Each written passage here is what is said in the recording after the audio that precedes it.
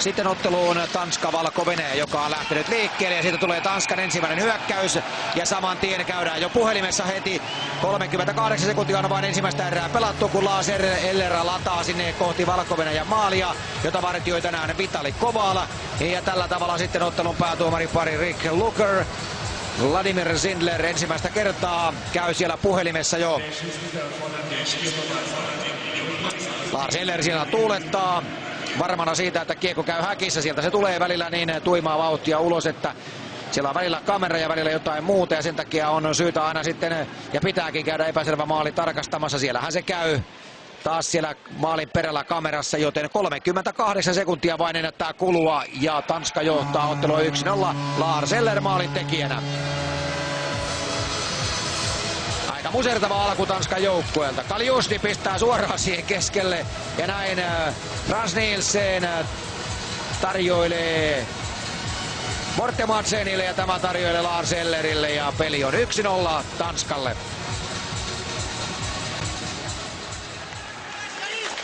Stasenko.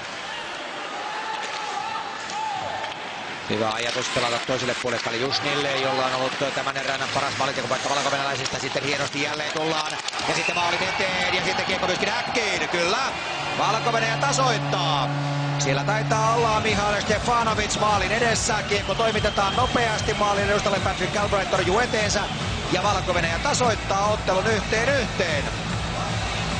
Tämä erä on ollut tosiaan hivenen Valko-Venäjän erä ja Andrei Stas on siellä lopulta 36-31 ajassa maalin tekijänä.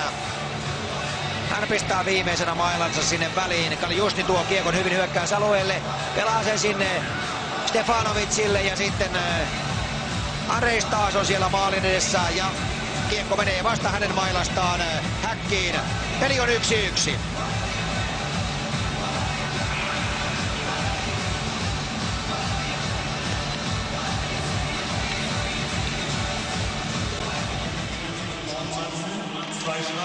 Morten Madsen 2 minuuttia. 2.20 erää jäljellä. Ja sitten lähtee Valko-Venäjän ylivoimapeli pyörimään. Mats Böttger lyö ensimmäistä kertaa kiekkoa sitten maali eteen loistavasti ja Valko-Venäjä iskee kiekon maaliin. Ja nuori mies saa olla ratkaisijan paikalla tällä kertaa, kun maalin edessä on sitten Mihail Stefanovic ja iskee kiekon häkkiin. Siinä ei enää kuin 8 sekuntia mennä Morten Madsenin rangaistusta. Ja näin tällä maalilla tilanne on sitten sellainen, että tässä lohkossa Tanska ei Suomea kyllä ohita.